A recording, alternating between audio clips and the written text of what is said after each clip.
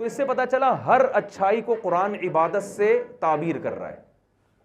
इबादत से वो टर्म मुराद नहीं है जो हर कौम में हुआ करती है। हिंदुओं की इबादत होती है मंदिर में जाना, ईसाइयों की इबादत होती है चर्च में जाना, सिखों की इबादत अपने वो जो भी उनका होता है उसमें जाना, तो मुसलमानों की इबादत मस्जिद में जाना। लेकिन कुरान ने इबादत को डिफाइन किया, अहसन अमला, अमल में अच्छा कौन करता है। तो इससे पता चला अल्लाह ने हमें ये इसलिए पैदा किया है कि हमें एग्जामिनेशन हॉल में भेज दिया कि ये इम्तिहान गाह है, इसमें तुम्हें देखा जाएगा कौन अच्छाई में दूसरे से आगे है। और जैसे जब इम्तिहान लिया जाता है तो कुछ पासिंग मार्क्स होते हैं, कुछ ए ग्रेड होता है, कुछ A1 ग्रेड होता है, अब पता नहीं आजकल क्या हो रहा है वल्लाहु आलम, तो A+ होता है। ये हमारे दौर की इस्तिलाहात हैं, वंस अपॉन अ टाइम। अब हमारे ज़माने के तो इंजन भी बंद हो गए हैं, ट्रेनें बंद हो गई हैं, जब हमने मैट्रिक किया था तो दोबारा चली भी नहीं है। लोकल ट्रेन चलती थी ना वो चली भी नहीं है दोबारा, अफसोस इस पर है।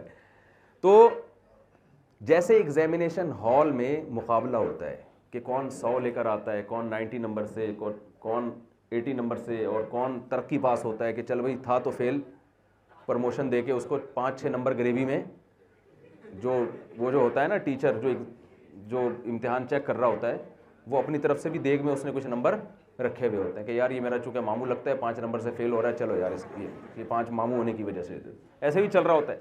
कुछ ऐसे होते हैं कि यार ये अब 0 नंबर है तो उसको क्या नंबर देगा आदमी, कितने गरीबी में डालेगा। तो बिल्कुल यही हिसाब किताब इंसान का है कि आप दुनिया में आजमाइश के लिए आए हो, कुछ एक्सीलेंसी के साथ आगे बढ़ रहे हैं, कुछ पास हो रहे हैं, कुछ को अल्लाह ताला देखेगा कि ये फेल हो गए, लेकिन अल्लाह अपनी रहमत से कुछ नंबर दे देगा उनको। चल भाई तू, तेरे लिए पैगंबर की सिफारिश आ गई है, तेरा फ़लाँ ख़ानदान में बच्चा था जो शहीद हुआ था, अल्लाह की राह में जिहाद किया था, तो उसकी सिफारिश आ गई है तेरे लिए। और कुछ होंगे सिफारिश नहीं होगी, अल्लाह अपनी रहमत से 2-4 गरीबी के नंबर दे के पास कर देगा। मैं समझा पा रहा हूँ अपनी बात? तो हमें क्यों पैदा किया गया? देखने के लिए कि अच्छा अमल कौन करता है। अब अच्छे अमल की डेफिनेशन क्या है? देखें, इस पर सारी इंसानियत मुत्तफ़िक़ है कि हमें अच्छे अमल के लिए पैदा किया हो या नहीं किया हो, बहरहाल हमें काम अच्छे करने चाहिए। ये तो गोरे भी मानते हैं, जैपनीज़ भी मानते हैं, फ्रांसीसी लोग भी मानते हैं, मुसलमान भी कहते हैं कि काम क्या करना चाहिए, अच्छा करना चाहिए। तो कुरान ने अच्छे को डिफ़ाइन भी कर दिया, क्योंकि जब अल्लाह इम्तिहान ले रहा है ना कि अच्छा अमल करोगे तो पास हो जाओगे, बुरा अमल करोगे तो फेल, तो पेपर भी कौन बनाएगा? अल्लाह ही बनाएगा ना। ताकि ऐसा ना हो कि लोग जो है ना कि बुराई पे अच्छाई का लेबल लगा के उसको अच्छा करार देना शुरू कर दें, जो कि गैर मुस्लिम ने किया है। गैर मुस्लिमों ने क्या हरकत की है? क्योंकि खुदा को नहीं मानते, खुदाई कानून को नहीं मानते, जो बुराइयां उनके मुआशरे में फैली, जिसकी वजह से सब बुराई के अंदर मुब्तला हो गए, जो वो बुराई उस मुआशरे के लिए एक बदनुमा दाग बन गई, उंगलियां उठना शुरू हो गई कि अगर तुम इतने तहजीब याफ्ता हो, इतने अच्छे हो, तो ये बुराई क्यों तुम्हारे अंदर? तो उन्होंने देखा कि हम ये बुराई अपनी कौम से छुड़वा नहीं सकते, उन्होंने उस बुराई पे लेबल क्या लगा दिया? अच्छाई। ये तो बहुत अच्छा, ये तो आज़ादी है। जैसे एक आदमी ने चीनी की बोरी पे चावल लिखा हुआ था, लोगों ने कहा यार बोरी चीनी है, लिखा हुआ चावल, लेकिन मक्खियों को धोखा देने के लिए। तो मक्खी धोखे में आएगी, वो खुशबू देख के लपकेगी, चीनी की खुशबू से अंदाजा होगा। तो जिसके पास इस्लाम नहीं है, खुदा नहीं है, अल्लाह नहीं है, रसूल की तालीमात नहीं है, खुदा के पैगंबरों को नहीं मानता, वो मुआशरा जब मज़हब से बाहर निकल के एक यूँ समझे कि ऐसे गैर अखलाकी हरकतों की तरफ गया है, वालदैन को ओल्ड हाउस में जमा कराना शुरू कर दिया, रिश्तेदारी टूट गई, ख़ानदानी निज़ाम तबाह बर्बाद। औरत से ताल्लुक़ गर्लफ्रेंड का है, गोरा 50-50 साल की उम्र तक गर्लफ्रेंड को बीवी बनाने के लिए तैयार नहीं होता, लेकिन विमेन राइट्स पे आप उससे तकरीरें करवा लो और मकाले लिखवा लो आप उससे। माँ बाप का एक डे है फादर डे और साल में एक मदर डे, उसमें वो गोरा चॉकलेट लेके अम्मा के पास चला जाता है। वैसे इंसानियत पे आप, बच्चों के हुकूक हैं, माँ बाप के हुकूक पे तंजीमें बोले ना भाई, नहीं बनी है। बताओ औलाद का हक पहले या वालिदैन का पहले है? कुरान इस एहतमाम से बच्चों के हुकूक बयान नहीं करता जितने बूढ़े वालिदैन के हुकूक बयान करता। माशरे में वालिदैन के, मैं मलेशिया गया, एक पड़ोस जहाँ मैं रहता था, पड़ोस में 2 बूढ़ी खातून चाइना की, वो चाइनीज़ थे, वहाँ रहते थे। मैं जब भी देखता वो बालकनी में 2 बूढ़ी खातून बैठी होती, आंखों से आंसू टपक रहे होते। मैंने पूछा यार ये कौन है, कभी इनकी खैरियत जाके पूछे हैं, पड़ोसियों के भी। उन्होंने कहा चिंग पोंग करना पड़ता है, समझ में नहीं आता कैसे खैरियत पूछें आप। वो एक आदमी किसी चाइनीज़ से मिले, वो चाइना वाले भी मेरे बयान सुने, कुछ को उर्दू आती है, तो अब डर लगने लगा ऐसे वाक़यात सुनाते हुए वो गुस्से में ना आ जाए कोई।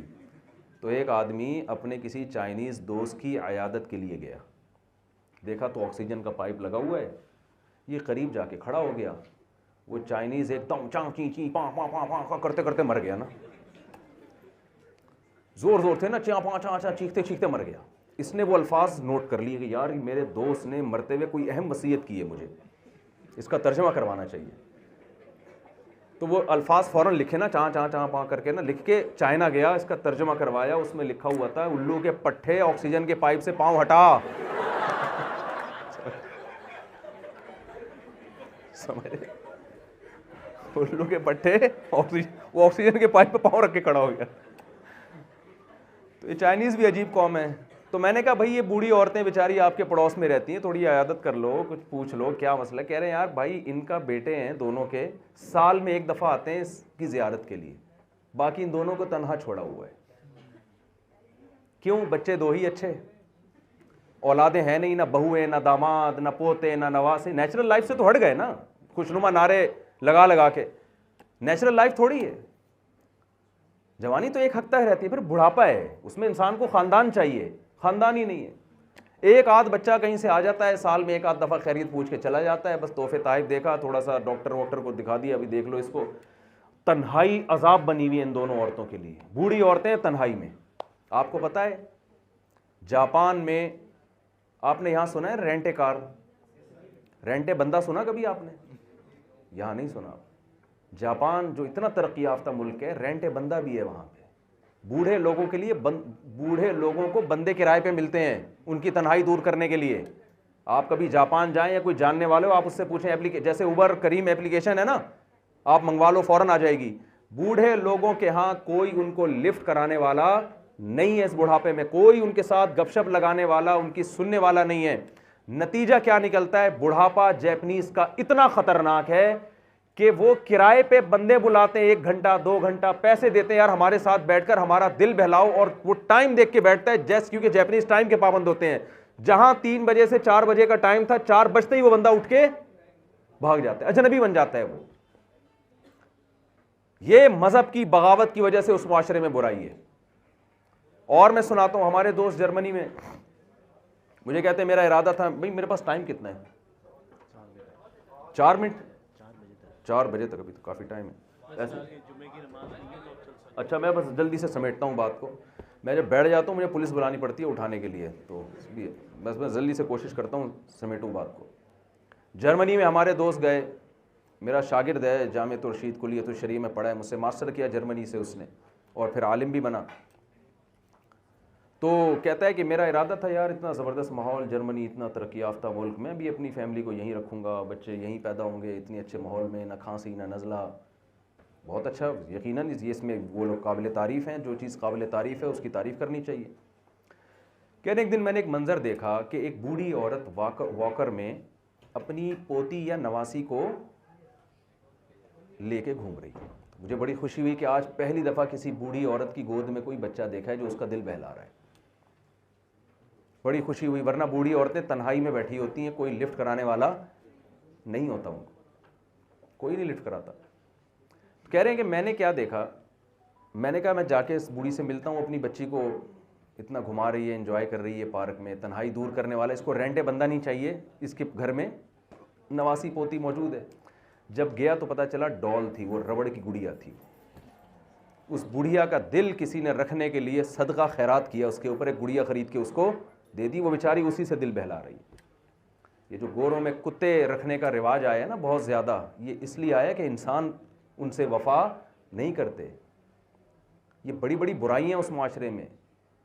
99% लोग शराब पीते हैं, 99.9% लोग जिना करते हैं औरत को बीवी बना के उसके हुकूक देने के लिए, क्योंकि देखें गर्लफ्रेंड बनने में मर्द का फ़ायदा है, लड़की का नुकसान है, उसको वो हुकूक नहीं मिलते।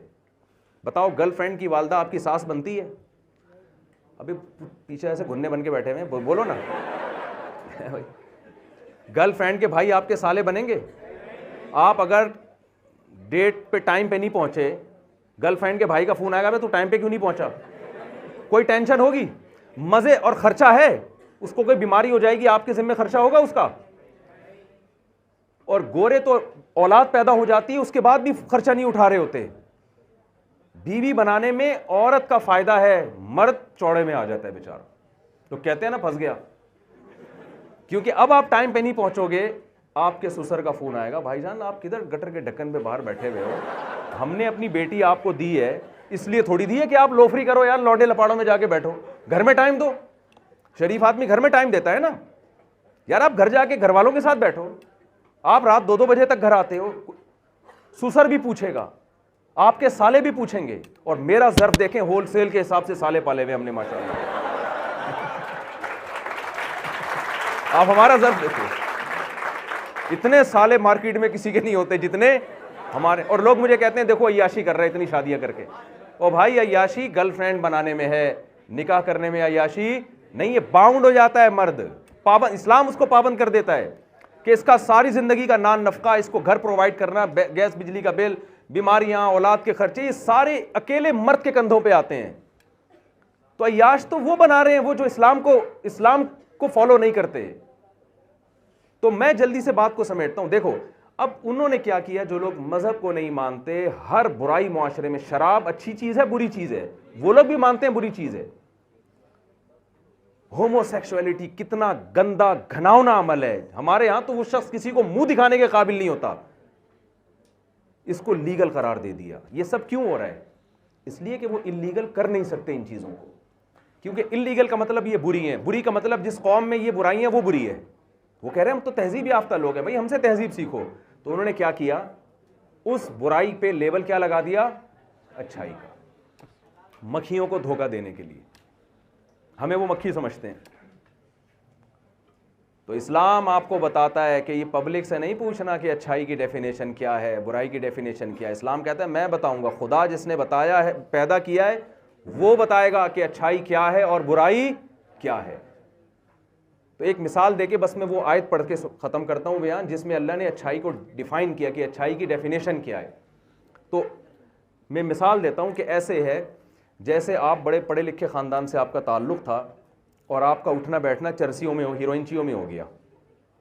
अब आप हो रहे हैं बदनाम, लोग कह रहे हैं भाई हीरोइनची है, भाई चर्सी। आप हर वक्त पाइप के नीचे फटे पुराने, जैसे चर्सियों का तो यही हुलिया होता है ना, बैठे हुए और सुट्टे लगा रहे हो। आपके अब्बा की भी इज़्ज़त का जनाजा, आपकी भी इज़्ज़त का जनाजा। अब आप कौम के बड़े आदमी थे, आप इज्जत पे आप चर्च पे तो कंप्रोमाइज़ कर लोगे, इज्जत पे कंप्रोमाइज़ नहीं करोगे। और चर्च आपसे छूट नहीं रही है, क्योंकि उसे छोड़ने के लिए आखिरत का खौफ चाहिए, जहन्नम का खौफ चाहिए। भाई अल्लाह आग में जलाएगा, अल्लाह आखिरत में सज़ा देगा, कब्र का अजाब होगा, इन चीज़ों के आप कायल नहीं हो, तो आप चर्च तो नहीं छोड़ोगे। आप बोलोगे इतनी मज़े की चीज़ मैं कैसे छोड़ दूँ? आप क्या करोगे, आप उसका नाम चेंज कर दोगे। आप चर्च और हीरोइन का नाम रखोगे एंटी डिप्रेशन टैबलेट, और आप उसको खूबसूरत पैकिंग में, और आप चर्सियों से कहोगे यार तुम्हारी वजह से हम भी बदनाम हो रहे हैं, ये जो तरीका है ना पाइपों में घुस घुस के सुट्टे लगाना, कचरे में बैठ के, ये छोड़ दो। फलां होटल पे बहुत अच्छी सी मीटिंग होगी, 3 पीस सूट टाई में नहा धो के आएंगे और बड़ी तमीज़ से सुट्टे लगाएंगे। उसका नतीजा ये निकलेगा कि ना सिर्फ ये कि चर्सी होने का ताना ताना नहीं रहेगा, बल्कि चर्सी कहलाना एक खुशनुमा नारा बन जाएगा कि माशाल्लाह आपका बेटा करता क्या है जी, उसने रिश्ता भेजा, अल्हम्दुलिल्लाह चर्च पीता है वो चर्च के साथ। ये इतना अच्छा इमेज दुनिया के सामने चर्सी, क्योंकि हर 3 पीस सूट टाई में बंदा चर्च पीने वाला हो। गैर मुस्लिम ने यही काम किया है। होमोसेक्सुअलिटी जो चर्सियों से ज्यादा गंदा अमल है, उसको लीगल करार दे दिया। बुराई थी, उसको क्या कर दिया कि इंसान की आजादी का नाम दे दिया कि भाई इंसान आजाद है, जो चाहे करे। क्यों भाई, इंसान बुराई में आजाद थोड़ी है, इंसान तो अच्छाई में आजाद है। और लड़कियों को बेपर्दा बना दिया कि औरत आजाद है, जैसे चाहे कपड़े पहने। लड़की के आजाद होने से अय्याशी मर्द की बढ़ रही है, औरत की नहीं बढ़ रही है। इस्लाम आपको पाबंद करता है कि जो तुम्हारे घर में बीवी है वही है तुम्हारी। देखें, मैं आपको अपने साथ जो मेरे पास फैमिली मैटर्स आते हैं ना, अब ज्यादातर लड़कियों के, मैरिड लड़कियों के जो कंप्लेन आ रही हैं कि हमारे शौहर के दफ्तर में लड़कियों के साथ नाजायज ताल्लुकात हैं। शादीशुदा औरत की जिंदगी क्या हो रही है, उसे शौहर से वफा नहीं मिल रही। मैं उन लड़कियों से कहता हूं कि अच्छा मुझे एक बात बताओ, जब आपकी शादी से पहले पर्दे की तलकीन आपको की जाती थी, आप भी इसको दकियानूसी समझती थी कि यार ये फजूल किस्म की मौलवियों ने पाबंदियां लगाई हुई हैं, पर्दा करो, ये करो, वो करो। तो वो जो दफ्तर में आपके शौहर के साथ बैठी है ना, वो इसी फलसफे की कायल है कि पर्दा वर्दा नहीं है, मर्दों से बेतकल्लुफ होना कोई बुरी चीज़ नहीं है, दोस्ती लगाना कोई, वो लिबरल है।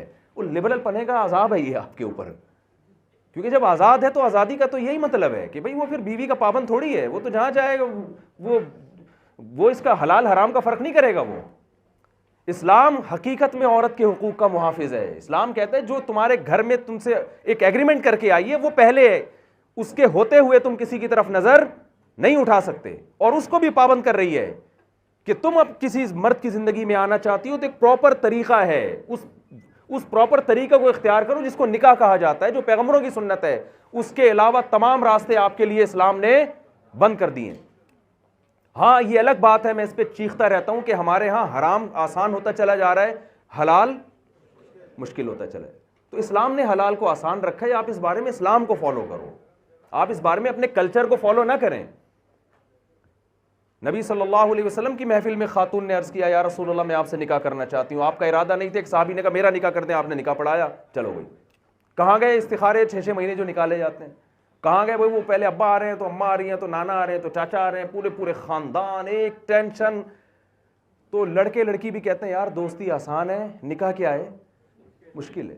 तो इसको ख़त्म करो मुआशरे में। जितना दोस्ती करना आसान है उससे ज़्यादा आसान किसको बनाओ, निकाह को बनाओ। निकाह करना पैगंबरों की सुन्नत है, और जिना करना मुआशरे के बुरे और बदमाश लोगों का काम है, गैर अखलाकी लोगों का काम है ये। तो मैं यस कर रहा हूं कि देखें, जिसने बनाया वो बताएगा कि मैंने क्यों पैदा किया। इसलिए पैदा किया ना कि अच्छा कौन है और बुरा कौन है। अब अच्छाई को भी डिफाइन कौन करेगा, अल्लाह करेगा।